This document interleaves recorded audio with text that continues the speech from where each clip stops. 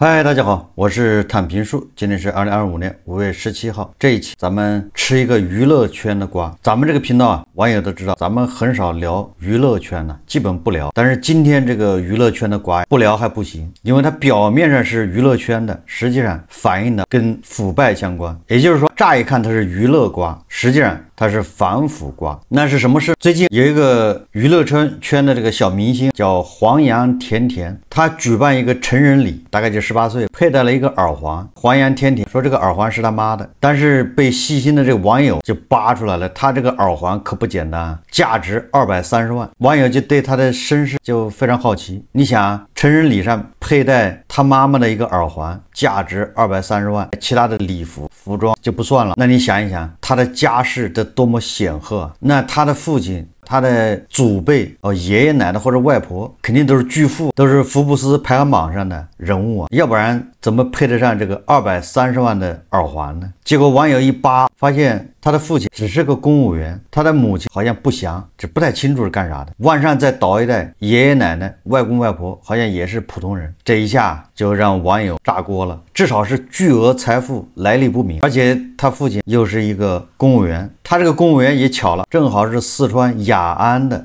一个普通的公务员，又让大家联想到雅安这个当年四川大地震涉及了灾后重建，雅安也是个重灾区，所以很多网友就认为，那是不是我们大发善心捐给四川灾后重建的钱就流入了这些大大小小的贪官的手里，最后就变成了这个奢华无比的耳环。所以这个事情就发酵了，网友越扒越起劲，越扒料越多啊。这个事情来龙去脉，大家先看一段视频。内娱自己锤自己，第三人来了。黄洋甜甜堪称内娱第二个翟天临，一款以200万的耳环引起的风波。事情起因，黄洋甜甜成人礼当天佩戴一款200多万的耳环，本来以为是品牌方赞助的，结果他发文还特意说明耳环是妈妈的。网友们纷纷化身福尔摩斯，扒出一副耳环200多万，本以为是3代经商啥的，结果又扒出他爸是四川雅安公务员，这可就奇怪了，公务员能这么奢侈的消费吗？有雅安当地人现身说法，雅安当初地震后连房子都是自己建的，灾民几乎没收到过什么钱。13年地震，他爸负责灾后重建对外招标工作，结果这可好，14年就有500万用来开影视公司，合着之前大家捐的钱都捐到他家里边了，国家拨的款拨到黄洋甜甜家了。更过分的是20年他爸还趁疫情大捞了一把，一次地震一次疫情，这是发国难财发上瘾了呀。16年他爸还没辞职，黄洋甜甜也没进娱乐圈，他妈妈就已经带全套的梵克雅宝，他爸辞职不到1年，他妈就带卡地亚手镯啊！有人为我们雅安发声吗？到现在当地都是出了名的贫困，负责招投标的爸，倒假证件的妈，踩缝纫机的舅，超生的弟，爱炫耀的他，老一辈那是拼命的藏呀，新一代是拼命的炫耀啊！200万可以是车，可以是房子，但是不可以是耳环。就这么说吧，230万买房是刚需，230万买车是享受，也能投资，转手还能卖。但是230万的耳环，说明他买这个已经完全脱离生活必须了，宛如买菜一样的轻松感。而且16年的2胎政策才开放，他弟11年就出生了，他的姓也不是爸妈的姓加起来，是奶奶的姓，很难不怀疑是躲2胎把户口迁奶奶上边。最近剧还没播呢，人就快被网友们扒得底儿朝天了。像他这样自己锤自己的，在娱乐圈还真不少见。当年著名的翟天临，当年翟博士自己微博到1000万粉了，说要直播给粉丝发福利，正好一位粉丝当时正在查知网准备写毕业论文，就问自己在知网查翟博士的博士毕业论文，想学习一下。然后呢，翟博士就在10万加的直播间里边问出了灵魂拷问：知网是什么？知网直接引发了全国以及对后世产生深远影响的学术打假事件。时至今日，每年高校毕业季，他的微博下边都会有来自于全国学子的亲切问候，这何尝不算是一种实力呢？还有第2位选手直播自曝改身份参加高考的同桌，自己复读了1年，但是身份却被改成了应届生。当时帮他解决应届生身份的那群人就被查了，他也被封杀了。一举之力让山西地区考试严上加严，前退出演艺圈前，还举报了33家公司偷税漏税。如今黄洋甜甜这200万耳环事件也在网络上持续发酵，到底是他爸爸的资产来源是否合法？这对耳环是真是假都还没有定论，但可以肯定的是，这件事儿已经引起了广泛关注。后续如何发展，我们看官方的回应。按照老规矩，咱们既要看这个网友扒的这些料，我们现在把网友当做这个原告，这个料不是我扒的，我也不会去扒这东西，我们只看网上网友怎么说的。我们再看一看，就是被告他怎么辩解的。网上有一个叫黄洋爸爸，也就是这个黄洋甜甜啊，他爸做了一个回应，他是这么说的，他说：“各位关注黄洋甜甜的朋友，大家好，我是黄洋甜甜的爸爸杨伟。”你看这个名字叫的，最近咱们在讲《红楼梦》，曹雪芹喜欢给这个《红楼梦》的人物起的名字都有谐音梗，或者这名字都有意义的，有寓意。黄洋甜甜，它是个多音字，又读店，叫黄洋钿甜。那个钿是什么意思？钿本身就是首饰、装饰的意思，精美的首饰。你看看，所以这是很多事你要有的玄学，这命运你不信还不行。黄洋钿甜，它的名字里面就有首饰，结果你看他翻车，就在首饰上翻的车。就像那个甄士隐的女儿叫英莲，真英莲，真是可怜，被那个薛蟠打死的叫冯渊，你看真叫冤。所以你看这个，咱们不是说宣扬封建迷信，黄洋钿甜名字里面就带了个首饰，最后在首饰上面翻车。咱们言归正传，刚才那是这个题外话。黄洋甜甜的爸爸说，也就是杨伟，他说近日因甜甜在成人礼上佩戴了妈妈的装饰耳环以及过往的一些佩戴饰品，引发了广泛的质疑争议。很抱歉以这种方式和大家认识，在此特别说明，这些饰品并非正品，更没有网上所说的添加。对于网友提及的相关饰品，我们目前已经进行封存保管，有时间、地点、人证物证，在任何时候都可以接受正规机构鉴定，并配合相关部门的调查。你说我们的生活远比小说精彩，我们的生活远比电视剧精彩，什么意思？你看有些网红超市为了证明自己那个玉是货真价实，有关部门不辞劳苦大过节的跑去抽查，就为了证明他那个玉是真的。我们的主人公黄洋甜甜的爸爸为了证明他的视频是假的，把它封存起来，等着有关部门去鉴定它是假的。无论是鉴定是真还是鉴定东西是假，都是为了达到自己的目的，都是希望借这个有关部门为自己背书。这个时候黄洋甜甜的爸爸是多么希望有关部门鉴定出他的这些视频是假的。你可真不能是和田玉，不能是宰料好几百万一块，那就跳进黄河都说不清了。网红超市需要鉴定的是真的，如果你鉴定是假的，跳进黄河洗不清了。你看看，都是鉴定，一个就要鉴定真的，一个是希望鉴定出假的。我们接着看杨伟，他说，同时近期关于我个人工作的相关讨论占用了大量的网络空间，本人深表歉意。网络上也出现了越来越多本人涉及到雅安灾后重建、赈灾贪官等谣言。我知道虽然我的工作情况属于个人隐私，但此时此刻需要向大家澄清说明，以避免造成不必要的误解和给更多的人造成伤害。本人于2010年下半年参加四川省公务员考试。2010年参加公务员考试，他的之前是干什么呢？他没说。但是多大年纪参加公务员考试呢？他女儿18岁了，那他的年龄应该在40以上。我推算一下，黄洋甜甜应该是2007年生的，也就是这个杨伟他女儿3岁的时候，他参加四川省公务员考试。2011年3月正式入职雅安城市管理局执法支队工作，从事日常城市管理巡查工作。2015年放弃公务员身份。你看这个身份的自由切换，那不是普通牛马就能办到的，或者就是普通牛马叫望尘莫及。人家2011年考上公务员，2015年放弃公务员，哎，就这么游刃有余，就这么举重若轻。这里面就存疑，合理怀疑吗？他说调入雅安投资促进局下属的投资促进服务中心工作，主要从事招商引资、对接服务和单位网络建设工作。也就是他千辛万苦考上公务员，完了干了4年，又从公务员的队伍出来，他也没有离开这个体制，他跑到下面叫投资促进局工作，负责招商引资。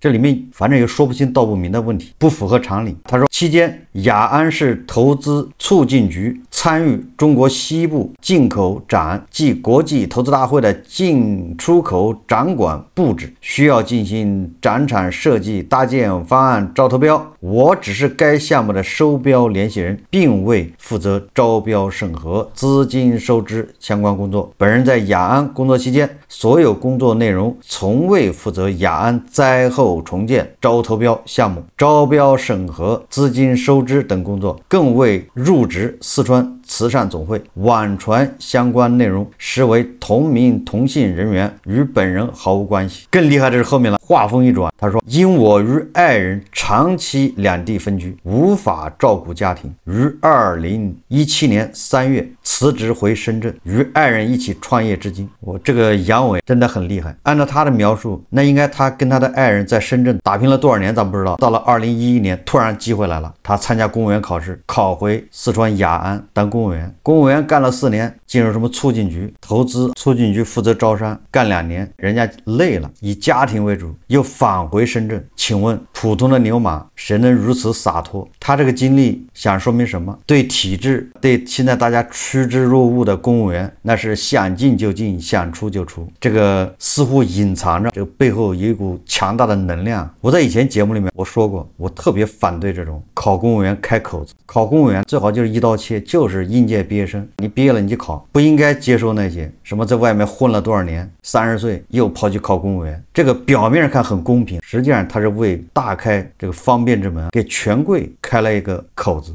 就像协和医学院的4+4是一个道理，他打着旗号都是公平，都是为了广罗人才，实际上是给那有权有势的人预备了一条捷径。你在外面干了几年，攒了一些钱了，这个时候想进体制，给你开个门，进了体制，在里面攒了人脉关系，又出来，这叫政商旋转门，对吧？在大国很多事情他没有办法，只能一刀切，你任何灵活什么措施都会被别人利用，被谁利用？肯定不是牛马，是那些有权有势的，都是为他们准备的。杨伟恐怕就是这种情况，在深圳打拼一段时间，抓住这个政策，通过一运作考上公务员。你看看他还没有完，他说本人郑重承诺，在工作期间没有违纪违法犯罪行为，更没有部分网友所说的贪污灾后重建款的问题。因网上信息纷乱，本人没办法把大家提出的所有质疑都整合出来，一一回应。欢迎大家对我进行监督，如发现有任何问题，可以向当地纪检部门举报，本人会积极配合调查，承担一切后果。也恳请大家能够保持理智客观，不信谣不传谣。这个相当于这个黄洋甜甜的爸爸杨伟出来正式回应，他这个回应到底真假咱也不知道，网友质疑到底真假，实际上有的也不是真凭实据，大家都是合理怀疑，但是你也不能否认，恐怕里面也有一些谣言，有人故意的推波助澜，他偏离了这个合理质疑的这种轨道。总之这个时候黄洋甜甜的爸爸是多么希望，或者是他是极力向大家证明这一切都是假的，什么首饰那都是几块钱一个的，义乌小商品市场买的，那后面一排排的那些首饰都是假的，都是幻觉，大家不要上当。这个时候他多么希望，网友就认为他位高权重，权力很大，大家质疑他是不是你是不是在灾后重建中大捞好处，大发国难财。他也极力辩解说我的权力很小，我只是一个收发材料的，没有什么权势，怎么可能贪？他这个时候他要极力的降低自己的身份，没那么重要，戴的首饰也是假的，希望大家相信。这个首饰真假众说纷纭，各执一词，但是有一些是软实力，你是抹不掉的，你没有办法掩盖。有网友扒出来，这个黄洋甜甜他上了雅安市人民政府的首页，上了官网。大家知道官网宣传黄洋甜甜叫梦在影视镜头，家在清风，什么电视剧《楚乔传》，小楚乔扮演者哑女黄洋甜甜的故事。这一幕熟悉不熟悉啊？前不久闹得沸沸扬扬的董小姐，卫健委已经调查出结果了，是一路造假，最后变成协和医学院的博士，对吧？在中日友好医院还是什么肿瘤医院规培，他还在协和医学院上学的时候，是不是新华网就报道他了？怎么就这么巧？黄洋甜甜雅安市人民政府官网宣传他，这叫实力，这才叫低调的奢华，这叫不张扬不不显，但是恰恰反映出它背后的这个力量。那你要不信，你要能上官网，十有八九是负面的，像家涛老师那样反面典型。这个黄洋甜甜的爸爸杨伟他怎么解释呢？这么巧吗？正好他是雅安市公务员，实力不可小觑。你可以说你宣传的是别墅，我是租的，他们家在深圳住的是别墅，开了很多公司，那公司都没有运作，那只是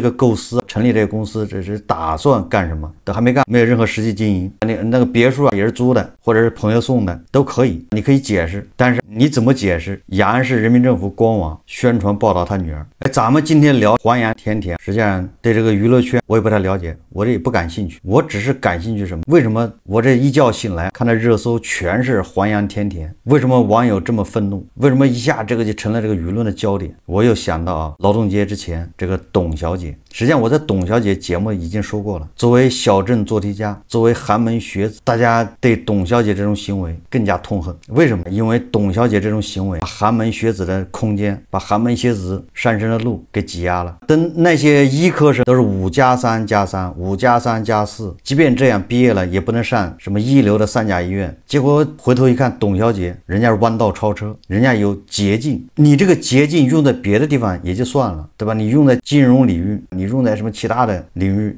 牛马也就不跟你计较了。结果你偏用在牛马，自以为是自己的地盘，靠卷，靠努力。你毕竟单一是个苦活啊，你连这玩意儿你都要抢，这就相当于牛马最后的地盘，你要跟牛马抢，牛马受不了了，炸锅了。原来自己辛辛苦苦读10几年，人家轻易就能完成。所以说黄洋甜甜这个事情反映什么一个现状？我不知道大家有没有关注，你看一下当下这个新闻。实际上你要说贪官，大家当然对贪官很有意见，对吧？很痛恨这种贪腐，但是舆论好像对这个特别大的官贪污腐败被查出来，好像大家都是吃瓜，没有切身体会，大家都是在那儿看热闹。你比如说最近大家看一下新闻，最近很多在职的部级很多被查呀，央视新闻、新华社基本上每天都有报道，是吧？是广西的，是什么？还有山西的，小的也是副部级，都是在任的吗？也上热搜，但是没有人关注，大家都是吃瓜，那是纯吃瓜。为什么？因为离我们太远，大家不感兴趣，大家只是你看看又倒霉了，都是这种心态。但是为什么对董小姐、对黄洋甜甜就像往火药桶里扔了一个火柴一样，一点就炸呢？为什么大家对这个非常关注？这个是我们要关心的。对那些什么副部级的，那什么省委副书记、副省长，哪个省的人大什么副主任被抓，大家不感兴趣，甚至有的人看都懒得看。你看，要不说我连名字都说不上，我只是每天翻新闻这知道这儿又抓了一个，那儿又抓了一个，所以这个现象值得我们深思。而且现在为什么像董小姐、黄洋甜甜这种事情，似乎是吧，频率越来越高，越来越多。我记得从叫深圳的叫北海鲶鱼，或者说我把名字都记错了啊，就从那儿开始。实际上它反映了当下的一个现状。什么现状？就是经济高速发展的时候，作为牛马，作为韭菜，作为寒门学子，作为这个小镇做题家，他一个个的心怀志向，他认为通过自己的努力，你看看我能达到我的目标。如果没达到是因为自己没努力，那就是李佳琦说的，对吧？你努力了吗？在过去经济高速发展的时候，寒门学子通过自己的努力，不仅改变自己的身份，改变命运，你看还能在大城市买房，还能安家落户，你只要自己努力就行了。所以牛马、寒门学子、韭菜就玩命的激励自己拼命，所以他很少顾及别人了。说就像那个牛一样的拼命干活，很少抬头看看。如果发展的不顺，那是自己没努力，或者自己方法不对，对吧？还得从自身找原因。所以那个时候就很少去关注这些小摊，查到了巨摊，我们就吃个瓜，围观一下。那现在为什么这种现象越来越多？就是因为寒门学子、牛马、小镇做题家发现自己怎么努力，就像那个骆驼祥子一样，怎么努力都没用了，现在对未来没有希望，现在找不到工作，想努力都努力不了了。开网约车也是饱和，送外卖困在算法里，按揭贷款要还，牛马、小镇做题家、寒门学子走投无路。这时候突然抬头一看，本来以为这个是自己不努力，自己水平不行，自己不够卖力，自己方法不对，自己鸡汤喝少了。突然抬头一看，原来自己的路被别人都堵上了，被董小姐给抢了一部分，被黄洋甜甜给抢了一部分。因为他们的这个做法，他们的所作所为，实际上侵害的就是寒寒门学子牛马。所以当牛马、当寒门学子、当小镇做题家在经济形势不好的情况下，他从自身找不到解决办法了，他抬头一看，发现原来自己的地盘被别人占了，所以这个结局就可想而知，大家就暴怒。这些董小姐、黄杨、甜甜他们也冤，为什么冤？他们一直都是这么干的，怎么到今天你们就不高兴了，就揪住不放？这历来如此，就是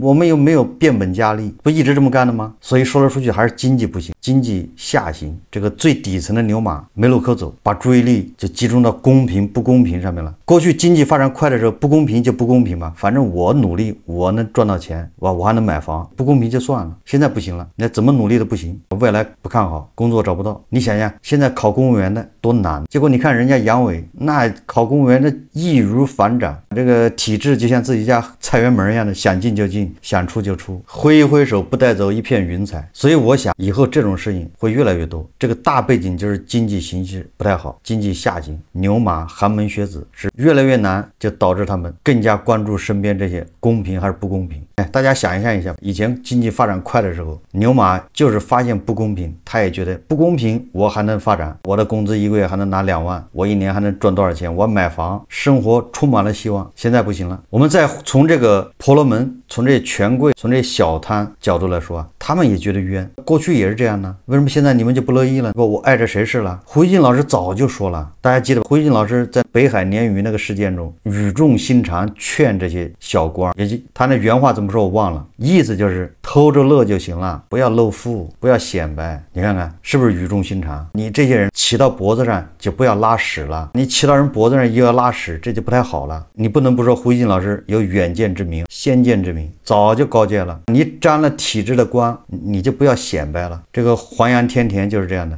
骑到牛马的脖子上还要拉屎。这个董小姐不也一样吗？她不知道自己一路走来都是假的吗？你经不起查你就低调一点，她还要显摆。黄杨甜甜这个事情还反映出你不要看那个地方落后，你也不要看那地方小，水浅王八多，越是那些3线4线城市越出幺蛾子，越是那小地方幺蛾子越多，越是小地方反常现象越多，他们腐败起来那能量也大得很。至于黄杨到底是怎么回事，这个我想已经不重要了，他那个耳环到底是真的还是假的也不在咱们这个节目讨论之列，我们只是讨论这种现象。这个确实按照胡锡进老师的说法，给那些小官小摊敲响了警钟，这个时候还是要偷着乐，不要显摆。现在大众正在找这个出气口，枪打出头鸟。好，这期节目我们就聊到这里，感谢大家收看。如果喜欢我的节目，欢迎订阅转发，也可以在下方留言评论，谢谢大家。